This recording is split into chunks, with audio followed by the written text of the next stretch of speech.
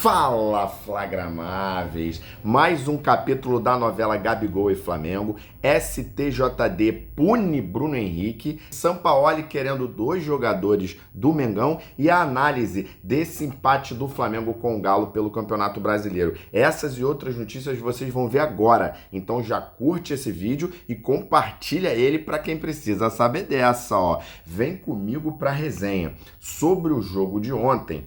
Bom, os mineiros são os nossos fregueses esse ano. Será que já dá para dizer que nós somos campeões mineiros, além de campeonato carioca? Foram 4 jogos contra o Atlético, 3 vitórias do Flamengo e um empate, contra o Cruzeiro, mais 2 vitórias. Eu acho que a gente merece também o título de campeão mineiro, hein? Deixa aí nos comentários o que você acha dessa. De fato, alguns anos o Flamengo perdia para os times mineiros, mas esse ano não tem o que falar.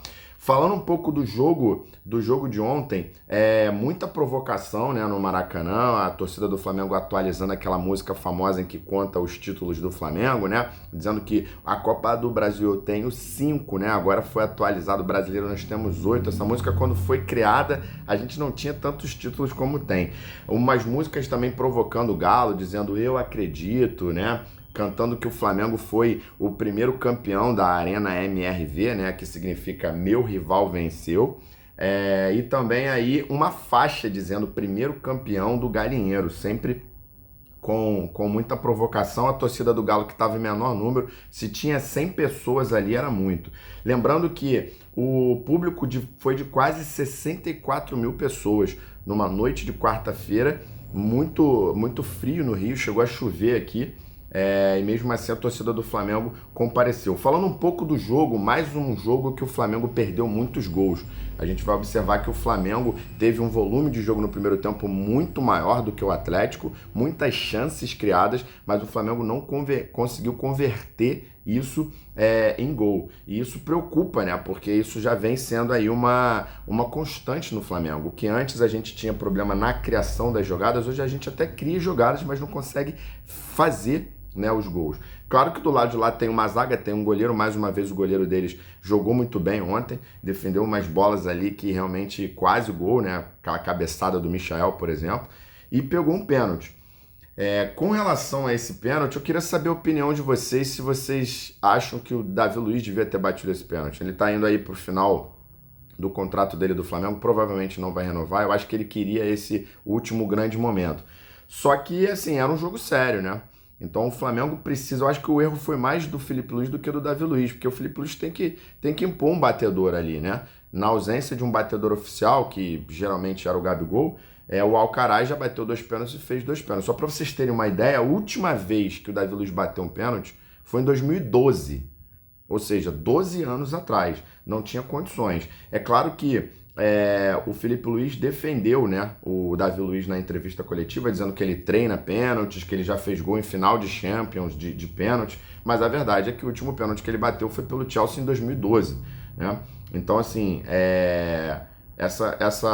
como sempre, né, o Felipe Luiz, como um cara apaziguador, ele tentou fazer ali panos quentes nessa situação. Eu gostei muito da coletiva do Felipe Luiz, porque ele deu uma declaração dizendo que ele não pode dar desculpas com o elenco que ele tem.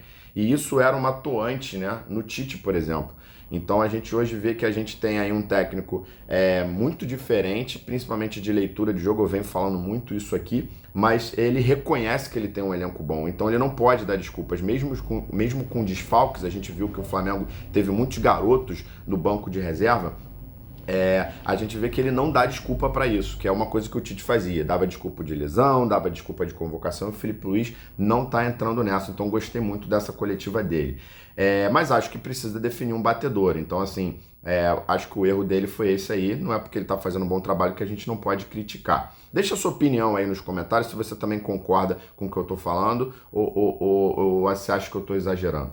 Falando no Alcaraz e no pênalti que ele deveria ter batido, eu achei um jogo muito abaixo. Acho que ele errou muitas coisas, ele errou, cometeu erros bobos, né? Eu acho que ele errou ali em lances, assim, praticamente errou tudo que ele tentou. Corridas, marcação, passes, chutes. A gente está precisando encaixar melhor o Alcaraz. Claro que tem uma adaptação, mas é preciso que a gente coloque essas coisas, falar, né, sobre essas situações da mesma forma que a gente fala quando vai bem, e é justamente isso que eu vou falar agora sobre o jogo do Wesley e do Everton Araújo. Eles jogaram fino da bola ontem, né? Mais uma vez ali, uma postura de gente grande, apesar de serem garotos, né? E o Wesley, talvez, um dos melhores jogos dele com a camisa do Flamengo. Era um jogo que aparentemente não valia tanta coisa, era um jogo mais comemorativo, mas ainda assim ele teve uma raça assim, na defesa, no ataque.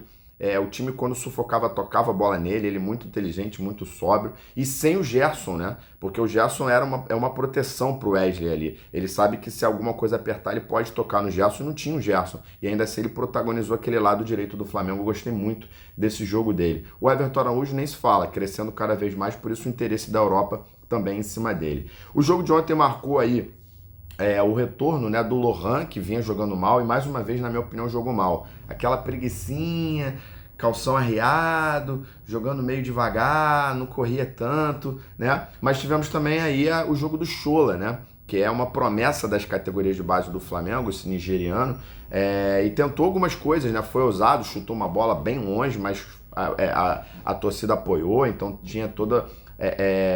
O garoto da base, quando sobe, a gente tem que abraçar, tem que realmente apoiar, né? Bom, o Flamengo, com relação ao jogo de ontem, ainda só para finalizar, o Flamengo, como eu disse para vocês, levou quase 64 mil pessoas numa noite de frio aqui no Rio de Janeiro. E tudo que a gente esperava era ver pelo menos a taça, né, da Copa do Brasil no Maracanã. Mais uma vez um mosaico bonito, com fumaça. E a diretoria do Flamengo não levou essa taça, não botou ela no campo ali. E pela minha apuração, ela não fez isso para não humilhar o adversário, porque era o Galo que tinha perdido para o Flamengo, né? E aí me espanta, porque a diretoria do Galo não pensou a mesma coisa, e quando o Flamengo estava comemorando o título lá dentro da Arena MRV, eles simplesmente aumentaram o volume da música do hino do Galo, desrespeitando o Flamengo. E aí o Flamengo vai e, em vez de brindar a sua torcida com a presença da taça ali, a diretoria do Flamengo simplesmente não coloca ali, porque senão vai chatear o adversário. Ou seja, o Flamengo é sempre muito bonzinho com todo mundo, né? É isso que é o problema, né? Então, assim, achei que não foi de bom tom ter feito isso, porque algumas pessoas que foram ao Maracanã foram para ver essa taça, para ver o Flamengo comemorando, e não foi isso que aconteceu. Bom, falando um pouco de novo agora sobre o Gabigol, essa novela sem fim aí que vai caminhando a passos lentos aí para o final, né, dessa história. Não é da maneira como a gente gostaria, também já falei isso aqui. O Gabigol tinha prometido numa nota que ele emitiu, logo depois que o Flamengo emitiu a nota dizendo que ele seria afastado, dizendo que estaria, né, possivelmente estaria com a torcida na Norte. É o setor norte, né, onde ficam as organizadas do Flamengo. Obviamente a gente não sabe se ele falou isso literalmente ou se ele falou que ele estaria apoiando a Norte, né? A gente sabe que alguns jogadores já fizeram isso, como o Fred do Fluminense, o próprio Diego uma vez se vestiu de urubu e foi para lá, mas ele não foi para o Norte por uma questão de segurança. Teria que ter feito ali toda uma mobilização da segurança, e o Flamengo achou por bem não colocar o Gabigol ali. Ele terminou assistindo o jogo dentro do camarote, né, um camarote que ele tem no Maracanã, e ele foi embora meia hora mais tarde, né? Tentou comemorar no pênalti perdido, levou as mãos à cabeça, faltando meia hora para acabar, ele saiu do Maracanã, mas ele esteve inclusive no gramado do Maracanã, na roda, antes de começar o jogo, muito tímido, mas ele teve ali. Algumas faixas de apoio ao Gabigol, as faixas que tem o nome dele, com o troféu, estavam todas no Maracanã, mas veio uma ordem de cima da diretoria para que ninguém filmasse o Gabigol e colocasse as imagens no telão do estádio. Poderia ser filmado pelas emissoras de TV, mas não pelas câmeras do estádio, ou seja, o Gabigol não apareceu no telão do estádio, e dessa forma a torcida, alguns nem perceberam que o Gabigol estava ali, mas o fato é que a torcida não ovacionou o Gabigol. Então ele até de repente esperava isso, mas a torcida ficou um pouco dividida. Não vai, mas também não ovaciona, porque de verdade boa parte da torcida já entende que esse tempo acabou e que as coisas que o Gabigol tem feito não são tão bacanas assim, né? Bom, finalizando com últimas notícias, o Arrascaeta operou o joelho como prometido nessa quinta-feira, então a previsão de volta dele deve ser já para a pré-temporada. Ele não joga mais com a camisa do Flamengo esse ano, nem pela seleção do Uruguai. Ele vai então se recuperar da cirurgia e deve voltar junto com o time na pré-temporada em janeiro, mais ou menos dia 8, né? Na primeira semana de janeiro, né? Depois das festas de final de ano. Uma última notícia também que chegou agorinha, enquanto eu gravava esse vídeo aqui um pouquinho antes, quando eu fazia o roteiro, é que o STJD puniu o Bruno Henrique pela expulsão contra o Corinthians nas semifinais com aquele chute no Mateuzinho. Ele pegou 2 jogos de suspensão. Resta agora a gente saber se esses jogos eles vão virar para o Brasileiro, se tinha uma regra antiga, né? Como o ano acabou, ele podia ser punido no Brasileiro, ou se realmente vai ficar só para o ano que vem. De fato, ele aí tem a questão da automática, né, e mais 2 jogos, né? Na verdade, a gente não apurou bem porque que saiu agora essa notícia, se ele já contou uma ou se é uma automática e mais 2. Então a gente ainda está apurando, nos próximos dias a gente traz essa informação completa para vocês. Falando um pouco do Gerson, que deve ser titular da seleção brasileira nessa quinta-feira, no jogo contra a Venezuela e Brasil, o jogo vai ser lá, o Gerson é titular absoluto da seleção brasileira nesse jogo. E falando um pouco do Fla Basquete, nessa quinta-feira também o Flamengo enfrentou o Botafogo e simplesmente amassou. Foi 91-67 e essa vitória deu de volta para o Flamengo a liderança da NBB.